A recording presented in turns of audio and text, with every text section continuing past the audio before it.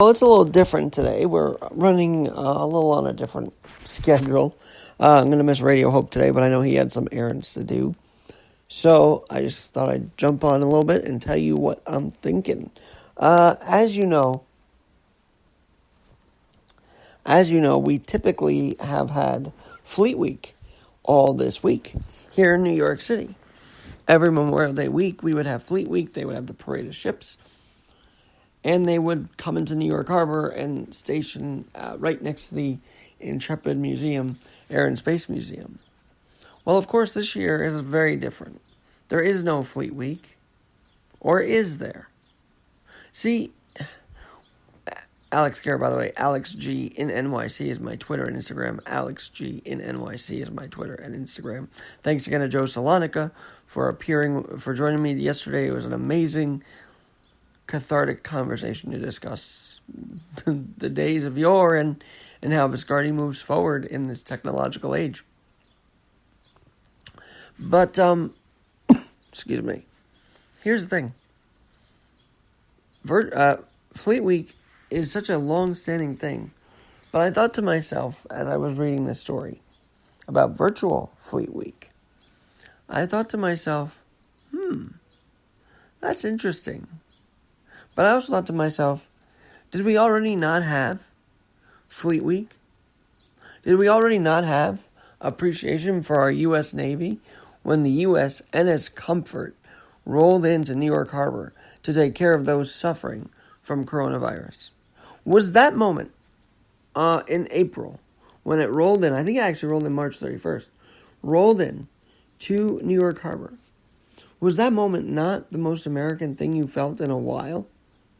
Seeing our Navy, seeing our ship, seeing Comfort come to New York in a time of dastardly crisis, in a time of bloodshed, in a time of the war against coronavirus. Seeing the Navy ship, the USNS Comfort, roll into this harbor was by far one of the most special moments in a while. Felt like a unifying moment for the city. I mean, everybody, the president, the governor, the mayor, were all kind of in cohesiveness there when the ship rolled into New York. And so, while we miss Fleet Week 2020, let's also remember that this Memorial Day, thanking those who put their lives at risk on the USNS Comfort to care for Americans, to care for New Yorkers, that's a huge thank you. For those servicemen and women who are now on the front lines fighting this pandemic the best they can. For those servicemen and women that are fighting the drug cartels, that are trying to take advantage of us on our southern border in Southern California and elsewhere. Thank you for your vigilance in never giving up the fight against the drug cartels. For our armed services that are really pushing back in Iranian seas and pushing back against Russia.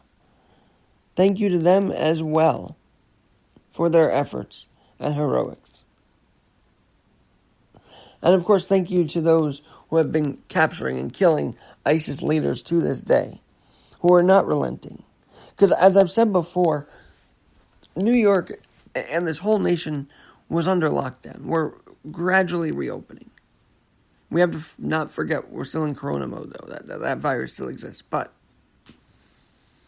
during the period of lockdown, quarantine, there were enemies taking advantage of us. And we did not let them. Or trying to take advantage of us. And we did not let them.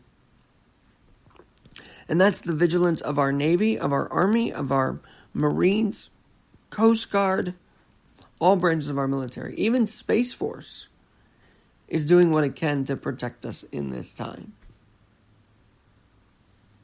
So, this Memorial Day, we do remember all of those that have lost their lives at the hands of war, defending our country. And I do think if the military allows this, we should also memorialize those who have unfortunately succumbed to the COVID crisis. Memorialize those frontline workers that have either perished or are sick because of this. We should also thank them. We have to expand, especially this Memorial Day weekend. We have to expand our thanks to our military, because it's no wonder why generals are calling for hazard pay for our frontline workers.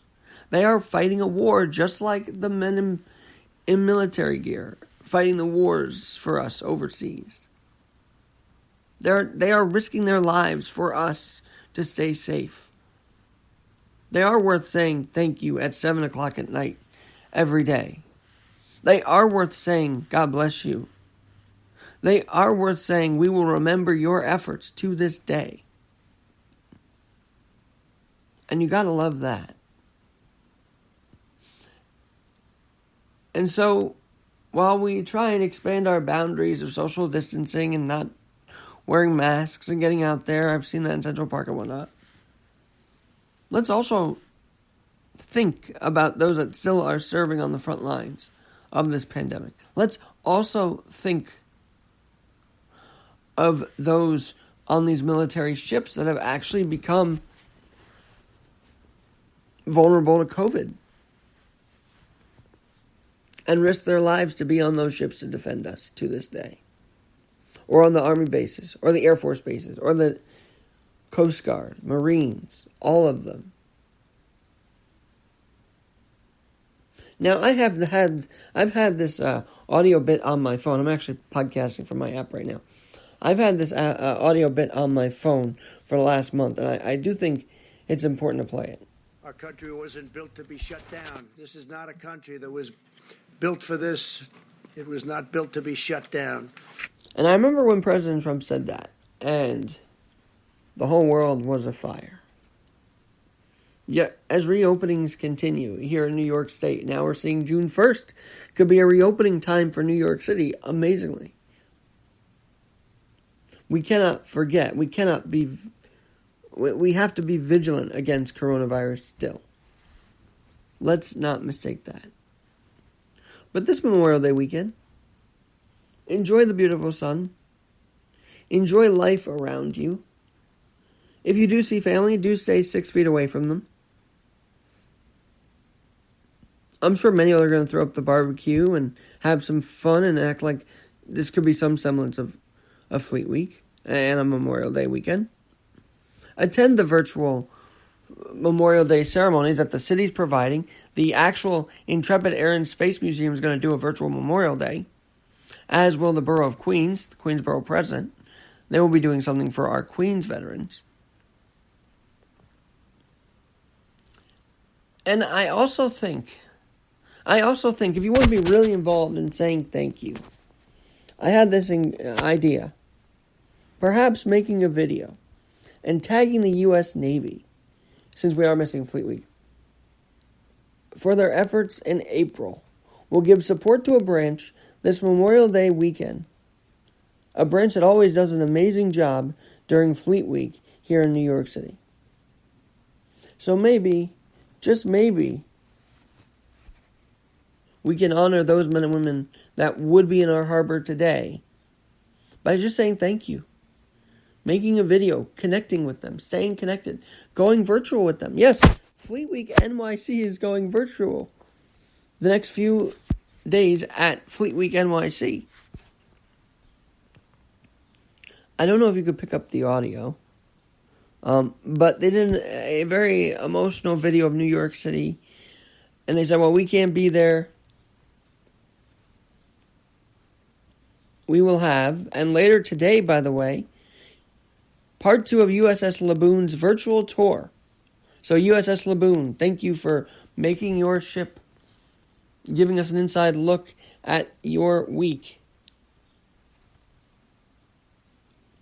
There'll be live interviews with sailors from the USS Laboon at 9:30 a.m. on Facebook. A task force demo by the USMC Marine Air Ground Task Force. USMC Fitness at Home. Officer Candidate School. OCS Highlight Reel. A USGC Strike, U.S. Coast Guard Strike virtual tour. Rolling out after 9 a.m. today. Future sailors take the oath of enlistment live from Times Square in New York City at 2 p.m. Then we'll have a look back at the 9/11 Freedom Runs, 4 p.m. Navy unmanned helicopter, fire scouts, and maintainers. And then the U.S. Marine Corps has a message on COVID-19, all you can find at Fleet Week NYC, FleetWeekNewYork.com. Guys, we don't have to sulk in and stay out of tradition. We can embrace tradition a different way. And I'm very excited that at 2 p.m. there's going to be an enlistment ceremony live from Times Square. Hope is coming back again through this kind of moment here on Memorial Day weekend. Let's embrace it. Let's not get all negative about quarantine and how nice it is. Let's do something to get interactive with our lives. Maybe it will bring. Maybe seeing some of these things and seeing the ships and remembering those in the harbor will bring some semblance of order. And why do I say order? Because that's exactly what my colleague, Mike Myers at Radio Hope, will be discussing in about 14 minutes. Mike Myers, Radio Hope. Check him out there. The importance of getting things in order and order of relevance. We do need that, right? I mean, some people say, I don't know what day it is. And some people say, well, it's Friday. And some people say, well, what do we do for Memorial Day weekend? You know what?